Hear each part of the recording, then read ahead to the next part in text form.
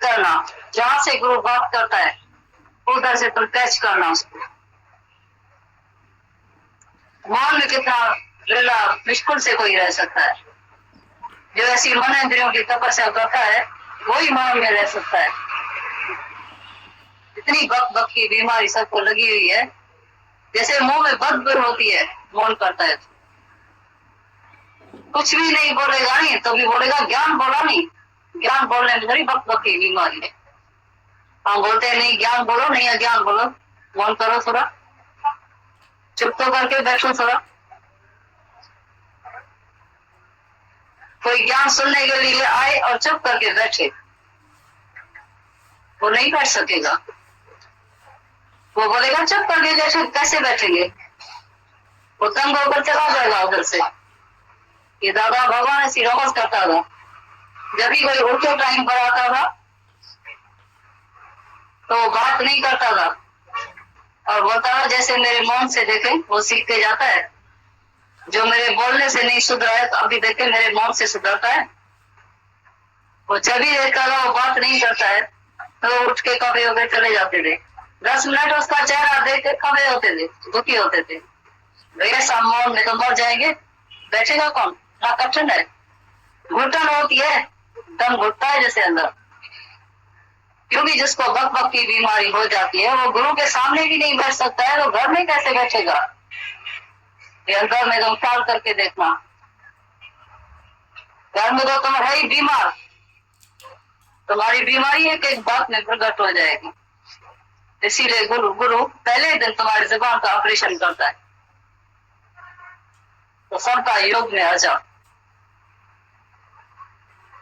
और ऐसा ऑपरेशन कोई बिरला ही कराता है। और वो फिर अपनी शक्ति अपने को देकर पीठ को ऐसे नहीं बोलता है तो मैं ऐसा हो सकता हूँ, कर सकता हूँ। दूसरा गवाही देता है उसकी बराबर, वो बोल सकता है। जो कनेक्शन में रहता है, जो घर में रहता है, वो तुम्हारी गवाही देगा तो हम विश्वास करेंगे। और उनसे हमको पता चलता है, सब हमको बताते। तो घर में कोई भी मौन नहीं करता है। इतना उल्टा सीधा बोलते हैं जहां नहीं भी जरूरत है, वहां बगैर फीस के उसका वकील बनते और वो बातचीत करता रहता है। तो सलाह भी नहीं लेना चाहते हैं, फिर भी वो बात करते हैं। और गुरु तुम्हारी वैल्यू कराना चाहते हैं। कभी हम अंदर रूम में बैठे थे, हमने बोला ये न जाने कौन भजन सुनता है, ऐसा कितना गहरा अर्थ है इस भजन का, और कोई इसी भजन के अर्थ को कोई जानता भी है। तो खुद आशिक को खुद माशूक सदा भरपूर रहते हैं। कौन जानता है। वो डेरा आसमां पर चाहे जंगल में बसेरा हो, नहीं वो डूबता सूरज अमावस का अंधेरा हो। जिधर गिरती नजर उनकी ख्याले नूर होते हैं, उसका कोई अर्थ भी नहीं जानता है। वो जिधर भी बैठेगा वहां उसकी ऐसी तो झलक है, नूरानी नजर है, जो अपने साथी जैसे उसकी रोशनी है। वो दूसरे पर आधार नहीं रखता है।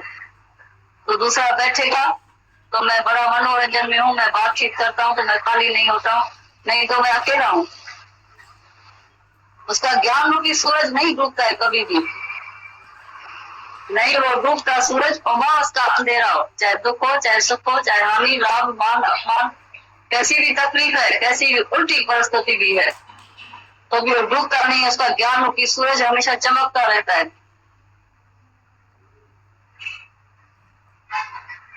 चाहे जंगल में रहता है, चाहे महफिल में रहता है, चाहे मातम में बैठा है, वो समानता योग में रहता है, आत्मा में रहता है। उसके लिए अकेलाई भी नहीं है।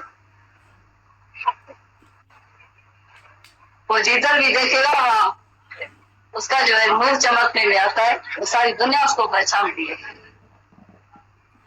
जहां गिरती नजर उनकी ख्यालें नूर होते हैं, उसके ख्यालों में चेंज आ जाती है, वो बदल जाते हैं।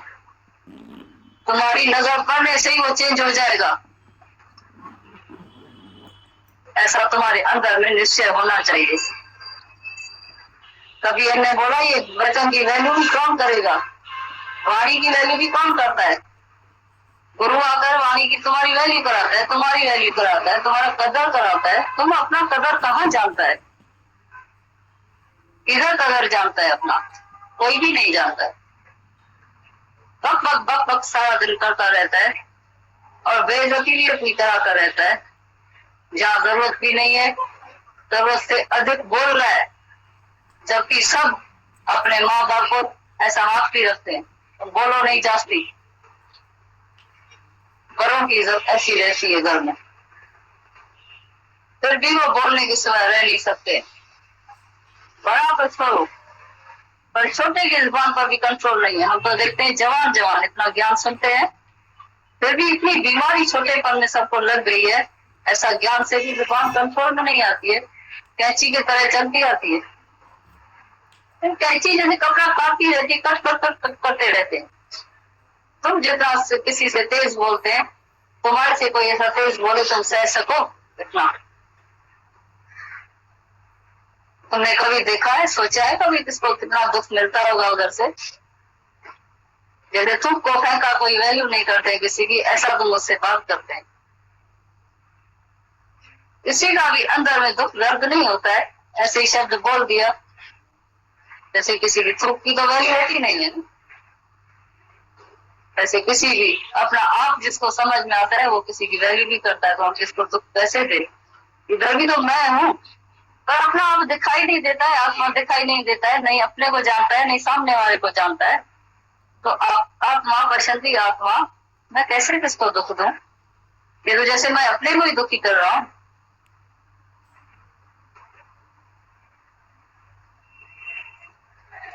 तभी हम बोलते हैं दूसरे को उपदेश देना कितना सरल है, अपने को उपदेश देना बड़ा कठिन है।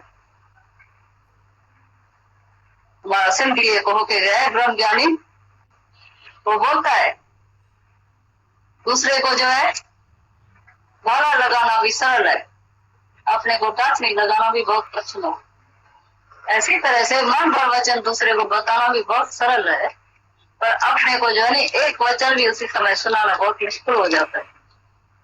जब भी मन स्वानुभूत होता है, मन जब भी आता है, मन का शक्ल देखो कैसी हो जाती, जैसा भूत देखो। भूत कोई और होता है क्या? मनुष्य भूत का रूप धारण करता है उस समय। जब भी भूत सवार होता है तो उसकी शक्ल तुम चल के देखो तो कैसा रूप धारण करता है। दूसरा कोई भी भूत दुनिया में नहीं है, नहीं प्रेत है नहीं भूत है। हर एक मनुष्य भूत प्रेत बन जाता है, उसी की शक्ल देखने लायक होती है। होता है मैं तो डरता हूँ, ये मेरे सामने भी खड़ा नहीं रहे, पर सताने से ये कभी भी नींद नहीं आएगी, अंदर में चैन नहीं आएगी, कभी न चैन से सोएगा सता भी से। इसीलिए पहले पहले वाणी का मौन सीखना चाहिए। और गीता में भगवान बोलता है तो जो वाणी की तपस्या, मन इंद्रियों की तपस्या से रहता है, तेरा जन मेरा ज्ञान इसी को कभी नहीं देना। तो हर एक आकर बताए तो मेरी मन इंद्रियों की तपस्या कितनी होती है सारे दिन में। सिर्फ रोज ज्ञान सुनते जाते हैं, इसीलिए रोज हम उत्तर प्रश्न के लिए बोलते हैं तो तुम उत्तर प्रश्न करो। तुम्हारा काम सिर्फ भगवान की बात सुनता है, मुख्य सिर्फ परमात्मा की बात करता है। कान सुनता और सुनाता बात मुख्य यही है। आंखें देखती है तो परमात्मा ही देखती है। मन में भी वही बात है, या दूसरा पड़ा है अंदर, प्रेत की बिल्ली पड़ी है अंदर। तुम्हारी सब इंद्रिया जो है परमात्मा के ओर जाए, और जब दूसरा देखेंगे तो उसमें कर्म जरूर बनेगा। तुम्हारे कर्मों का खाता कभी खत्म नहीं होगा। ये जो सामने आता है तुम्हारे सब अपने अपने कर्म को काटने के लिए आया है, कोई खत्म करने के लिए आया है अपना, कोई लेने के लिए, कोई देने के लिए इधर आया है। ये पृथ्वी पर जो तुम देख रहे हैं सभी को, ये कर्म भूमि है। जैसा बीज बोया है ऐसा फल जरूर अवश्य निकलता है। जैसा बीज डाला है वैसा तो फल निकलेगा, किधर जाएगा?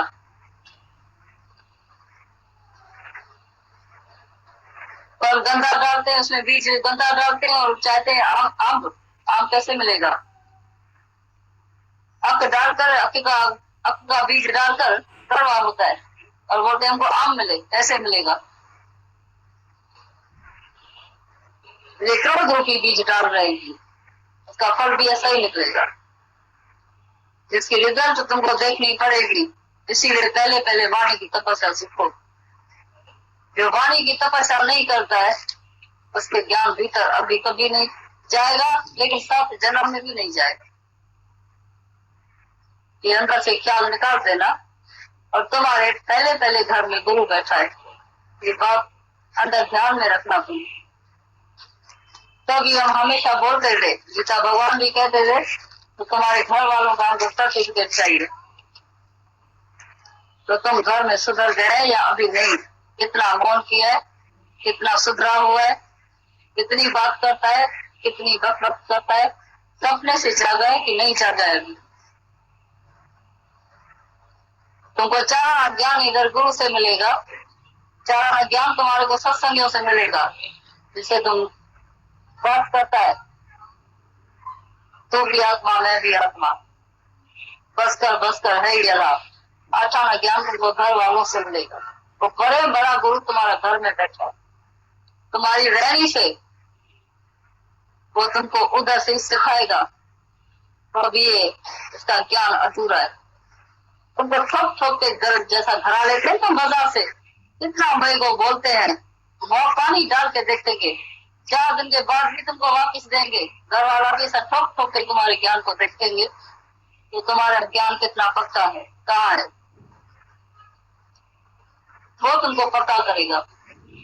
जहां तुम अधूरा होगा तुम्हारा ज्ञान बार बार बाहर से निकालेगा और जाकर सबको बताएगा।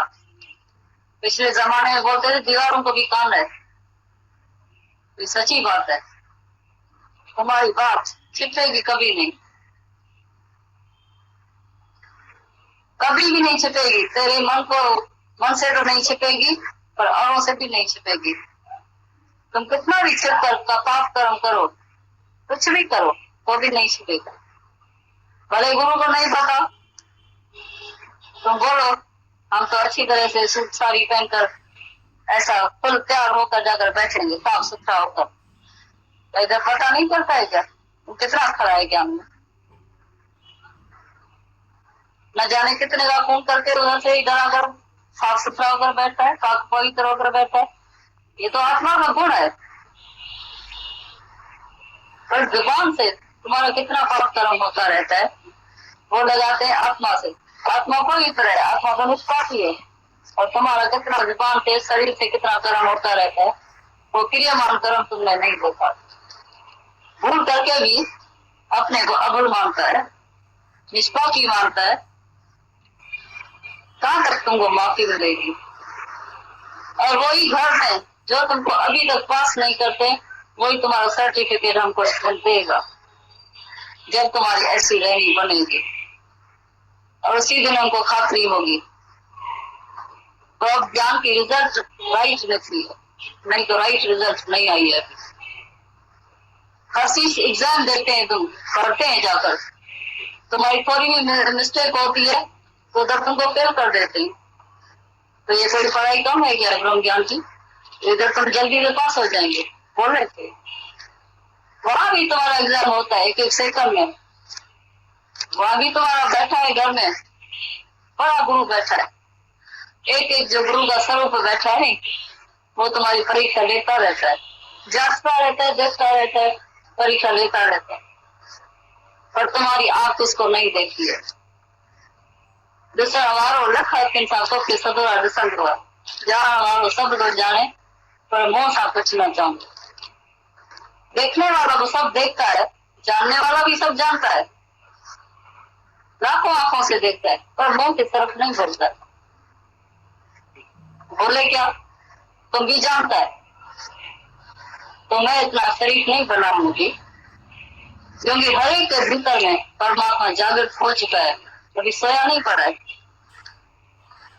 सोया था पहले, जो अज्ञान में सोया पड़ा था, तो जैसे अंदर वाला भगवान भी सोया ही पड़ा था तुम्हारा।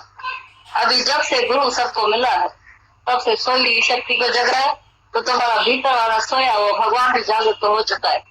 अब कैसे वो सो सकता है? अभी जब भी तुम वो भूल करता है तो तुमको इधर वो काम जगाता है, तो ये तुम राम कर्म करता है। ये अच्छा नहीं किया।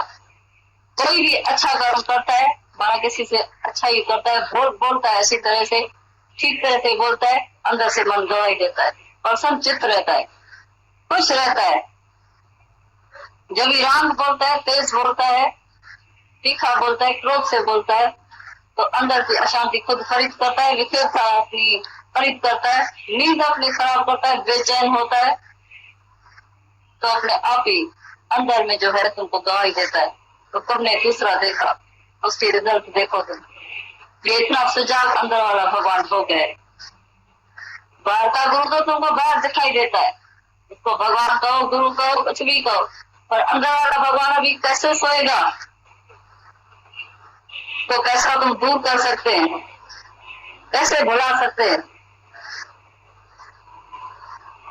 तभी बोलते हैं तो जग से चाहे भाग ले प्राणी, पर मन से भाग न पाए। मन के नैन हजार, मन के नैन जो होते हैं हजार होते हैं। वो अभुलता को भी दिखाता है, भूलों को भी दिखाता है, सब दिखाता है। तो मन दर्पण कहलाए। मन ऐसा दर्पण ज्ञान के बाद हो जाता है, साफ हो जाता है, पाक पवित्र हो जाता है। फिर भी मन वशीभूत होकर कोई भी कोई होकर कर देता है, जिसको खुद को पता चलते हुए भी फिर अपने को गुमराह कर लेता है। ये कितनी अवमाया। इससे अच्छा है हम तुमको बोले, इनसे अच्छा है तो तुम अपने से खुद से जो है सावधान होके खुद में जागरूक हो जाओ, खुद को जगाओ, अपना मित्र बनो, अपना दुश्मन नहीं बनो, और नहीं दूसरे का दुश्मन बनो। वो तो तुमको माफी भी कर देगा, हम देखते हैं, वो अंदर ही अंदर तुमको माफी दे भी देगा, पर अंदर वाला भगवान तुमको माफी नहीं देगा, वो सोने नहीं देगा तुमको, वो चैन नहीं करने देगा, वो तुम्हारी नींद पिटाएगा रात की। चाहे उसकी भूल नहीं भी होगी तो भी तुमको माफी दे देगा, फिर भी तुमको अंदर चैन नहीं आएगा। ये मन इतना पवित्र हो जाता है क्योंकि जो स्वरूप है, शांत स्वरूप है, इसीलिए तुमको चैन नहीं आएगा।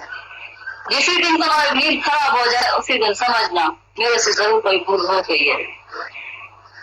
अशांति का कारण है कोई नहीं कोई भूल, कोई नहीं कोई वजह है, कोई नहीं कोई कर्म किया है। नहीं तो जो आत्मा में है वो आराम में है, उसकी नींद कभी खराब नहीं होती है, नहीं वो बेचैन होता है, नहीं वो सोचता है, नहीं ख्याल करता है, नहीं कुछ अंदर में बेचैन होता है। वो पलंग के साथ पलंग हो जाता है, वो पलंग पर सर रखेगा और होगा ही नहीं, उसी समय खत्म हो जाएगा, रहेगा ही नहीं। नींद ऐसी गहरी आती है उसको, ऐसी गहरी नींद आई जगत बैठ ना रहे हो दिखाई। जैसे बात कही तो ज्ञानी को अपना घर नहीं दिखाई देता है, दिखाई देगा, पर जिसके हृदय में कोई पाप पुण्य नहीं है, सतोर जो तमों से ऊपर हो गया, जिसके लिए सर्वत्र आत्मा है, उनसे कोई पाप ही नहीं होगा। नहीं, जिसके लिए कोई देती नहीं है, पाप कर्म भी किसी के लिए नहीं होगा, तो नींद को सुख चैन भी करेगा। जगत मैल ना रहे दिखाई, माना जिधर सोएगा पलंग से पलंग मिलकर, तो जैसे परमात्मा की गोद में सोएगा।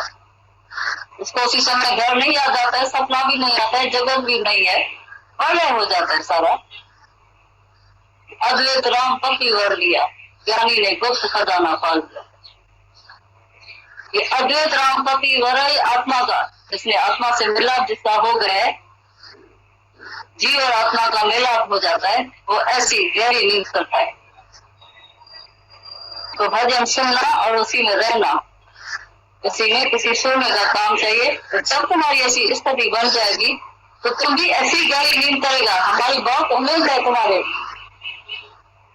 पर पहले अपने को जरूर देखना। तो तुम्हारा सारे दिन में कोई कर्म बनता है, किसी को अपना आप करके देखते हैं कि दूसरे में सारा दिन रहते हैं, श्वेत की बिल्ली अंदर से गई है या अभी तक खड़ी है। इसीलिए तो बोलते हैं तो ज्ञान बड़ा कठिन लगता है, वही अंदर में परेशानी होती है, भूल हो जाती है, ये घर में हमारे से भूल हो जाती है, तो तुम्हारी भूल दुरुस्त भी उधर घर में ही होगी। इधर तुम्हारी भूल कभी भी नहीं दुरुस्त हो सकती है। इधर तो तुमको अच्छे में अच्छा ज्ञान मिल रहा है, अच्छे में अच्छी तुम्हारी कोई शिक्षा मिल रही है। ये वचन गुरु का ऐसा है, पहले से ही ऐसा वचन तुमको मिल रहा है, सुन रहे हैं। ये लाखों रुपए देने से भी एक वचन तुमको नहीं मिलेगा। इधर तुमको कोई मारपीट तो करता ही नहीं है, और कोई तुम्हारे से हिसाब किताब भी नहीं मिलता है, तो तुम कौन सा पाप कर्म करके इधर आके बैठा है, ये किसी को पता भी नहीं है। तो इधर तुम्हारे से कोई भी हिसाब नहीं मांगता है, तो उधर तो जरूर तुमको सब हिसाब किताब देना पड़ेगा, और पहचान तुम्हारी सारी उधर होगी। इधर तो तुम्हारी पढ़ाई है, परीक्षा तुम्हारे घर में चलेगी। इसीलिए हमने तुमको बोला तो अठारह ज्ञान तुमको घर वालों से मिलेगा, और जिस दिन तुम्हारा सर्टिफिकेट हमको घर वालों से मिलेगा, उसी दिन हम तुमको मुबारक देंगे, और तुम्हारे बदले हम मिठाई बांटेंगे। यही हम चाहते हैं। तो तुम्हारे को भी ऐसा अंदर में तुम निष्प्रण हो जाओ, तो तुम्हारा जगत जब बाहर से प्रलय होगा, तभी अंदर से प्रलय हो जाएगी, और अवश्य होगी। जागृत में जोई, सपन में सोई। जागृत में जोई, सपन में सोई। तुम जैसा जागृत में देखता है जगत तू मां करता है, मैं तू करता है, सारा दिन लड़ता झगड़ता है, तो सपने में भी वही तुम्हारे से होगा। जगत दिखाई देगा, लड़ेगा, अंदर में तू मैं करेगा, सपने में भी वही आएगा। और कौन आएगा सपने में? फिर भगवान को अंदर में अनुभव करेगा। सपने में आत्मा तो कैसे ख्याल आएगा, कैसे एकाग्रचित से सोएगा? बिल्कुल नहीं सो सकता। सोएगा और नींद आएगी? बिल्कुल नहीं आएगी। उथल पुथल करता है सारी रात, गहरी नींद तो किसी को आती भी नहीं है, इसीलिए नहीं आती है। ये तो ज्ञानी की नींद, जैसा बच्चा सोता है तो उसको कैसी नींद आती है, तुम्हारा मन भी ऐसा ही हो जाएगा। गुरु ऐसा पुण्य से कार्य करना चाहता है, सालों से खाली करना चाहता है। वे माठ करे चित्त शांत करे, तुम शांत करो साथ जगत करो। चुप करो, शांत करो, माफ करो। बहुत बोला है, बोल बोल के तुम्हारी जबान नहीं कटती है। अभी कितना बोलेगा? अरे तुम्हारी खूब की सफेद हो गई है, सब तुमको समझा समझा के भी थक गए। अभी चुप करो, माफ करो, माफ करो, तुम्हारी जरूरत नहीं है बोलने की, तो भी मन चुप नहीं करता है, माफ नहीं करता। साधु चुप का है संसार, सारा संसार, सारी प्रकृति चुप में सेवा कर रही है, शांत में सेवा कर रही है, पर एक मंच पर चुप नहीं आती है। इतना स्वभाव है बोलने का। सुबह से लेकर देखा जाए तो किसी को भी जरूरत नहीं है बोलने की, ऑटोमेटिक सब हो रहा है। पर जिसको बोलने की बीमारी है वो कभी भी रुक नहीं सकेगा बोलने के। तभी हमने बोला तो सबके घर में बदबू हो जाती है जब तक बोलता नहीं है। तो अगर शांत करके देखे तो उसको मंदिर की मूर्ति करके उसकी पूजा करे। जैसे मंदिर में मूर्ति रखी जाती है नहीं, उसको सब जगह भोग लगाते हैं, हाथ जोड़ते हैं, प्रसाद चढ़ाते हैं। क्यों उसको चढ़ाते हैं, क्यों हाथ जोड़ते हैं? जड़ मूर्ति, जैसे कि इसको शांति भी नहीं मिलती, वो शांत चित्त देकर और उसे मन की जो है शीतलता उसको मिल जाती है। तो तुम तो चेतन है, जब भी तुम्हारे चेतन को ऐसा मान मूर्ति देखकर ऐसा देखेगा, उसको शांति मिलेगी। तो जब तुम्हारे घर वाले मंदिर में जाते हैं, मूर्ति की पूजा करते हैं, वो सब मंदिर की मूर्ति को छोड़ देगा, जाना ही छोड़ देंगे उधर। तो ऐसा तुम अपना जीवन बनाओ जो तुम्हारा आदर्श सबको देखने के लिए मिले। ऐसा तुम्हारा मन देखे, ऐसी तुम्हारी शांति देखे, ऐसी तुम्हारी जीवन देखे। तो किसी भी बात में दस्तंदाजी नहीं करते, दखल नहीं देते, बोलते नहीं है, बकबक नहीं करते, कभी भी इंटरफियर नहीं करते, कुछ भी होता है। इसीलिए सब दृष्टांत सिद्धांत बनाए। क्यों बोला? ये सब बोलने के लिए, बताने के लिए नहीं बोला। तो क्यों बोला? दूसरे को बताए, कितना सरल बात है। क्यों बोला? कितना याद भी जल्दी आ जाता है, पर वो उसी समय अपने से लागू करना जिस समय तुम बोलता है। कभी अपने को बताया क्यों बोला, बोल के पीछे नहीं बोलना। पहले भले तुम बोल के पछताना तो क्यों बोला, पर आखिर में तुमको उसी समय ब्रेक आ जाएगी। जैसे अभी सुना है, जो बड़ी एज का हो जाता है, जो झूठी मोटर हो जाती है, तो उसमें ब्रेक आती नहीं है और फिसल जाती है बार बार, चढ़ाई जा नहीं सकती है, नीचे चली जाती है। और जवानों में ऐसी ब्रेक होती है, कंट्रोलिंग पावर भी होता है, एकदम कार ऊपर आ जाती है, वो न्यू कार होती है, नहीं होती है। तो जवानों में तो ऐसी शक्ति है। और आजकल के जमाने में देखते जवानों का दिमाग जो है गाफलेट हो गए, बिल्कुल डालना हो गए, वो भी फेल हो जाते हैं। इतना सुनते हुए भी उसकी शक्ति जो है पता नहीं क्यों कैसे हो गई है, पता ही नहीं है, वो कंट्रोल कर नहीं सकते हैं अपने। वो जहाँ आता है वो बात कर लेता है, जहाँ आता है वो फिजूल बात कर देते हैं, जिसकी न जरूरत है न बोल सकते हैं, उसकी कोई भी सलाह भी नहीं मांगता है, कहता भी नहीं है, और उसका बन जाता है। बड़े बनने की तो सबको बीमारी है, चाहे कितना भी छोटा होता है, समझता मैं कुछ हो गया, सीन निकला है मेरे को, इतना अपने को बड़ा समझता है। कभी हम बोलते हैं चलो कुछ भी नहीं बनना, कुछ भी चलो नहीं बनो, तभी तुमको सुख चैन से, तुम शांति से आराम से तुम चैन से रह सकेगा। पर बनने में सबको खुशी बहुत होती है, कोई किसी के कहने मुताबिक चले तो वो कितनी खुशी होती है, और तुम चल के दिखाना किसी कहने पर तो कितना दर्द होता है तुमको, मन को मोड़ने में कितनी कठिनाई होती है। और जिस दिन तुम चलेगा तो तुमको दूसरों का कदर पड़ेगा। निज सुख निर्मल सोई पाए जो मन को मोरे मोरे, तो लाइन तुम अपने से लगाना, तो निज सुख निर्मल सोई पाए जो मन को मोरे मोरे, वो तुम जाकर मन को मोड़ना, सुख की प्राप्ति तुमको होगी। गुरु का वचन मिला है तुमको अपने को सुधारने के लिए, दूसरे को नहीं सुनाने के लिए मिला है।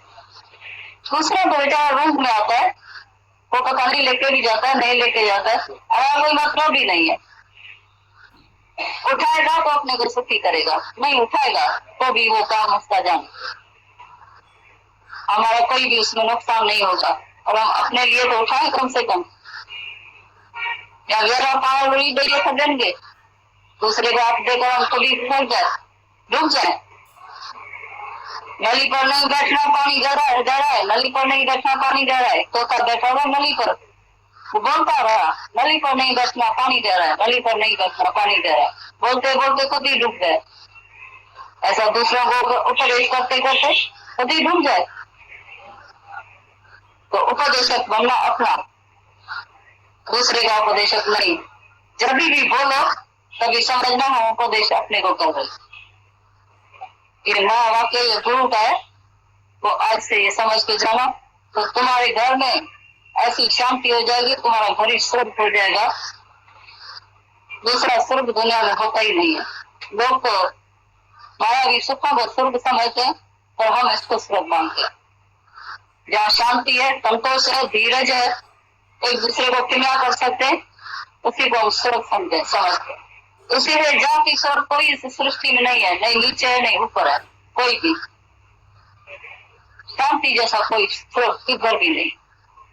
भले गरीबी हो, चाहे कुछ भी है, कैसा भी दुख है, चाहे तकलीफ है, चाहे हालत बिगड़ी हुई है, तो भी जहाँ संतोष है, धीरज है, शांति है, क्षमा है, एक दूसरे को समझ सकते हैं, हमदर्दी है, वहाँ समझना शुद्ध है, उसके कदमों में आकर स्वर्ग झुकेगा, और सारी दुनिया उनका अनुभव से ही सीख कर जाएगी।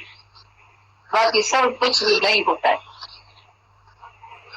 तो आज से जाकर अपने जीवन में बातें लगाना, गुरु के वैल्यू वचन की भी वैल्यू करना, उसके एक एक वचन की जो वैल्यू करेगा, कदर करेगा, तो हम समझेंगे। तो आज भी इसकी जो वाणी चलती है तो उसका तुम कदर करते हैं, नहीं तो उसकी वाणी जैसे फिजूल सुनते भी है और उसके ऊपर जो चलते नहीं है, तो वाणी जैसे लौटते जाती है पीछे।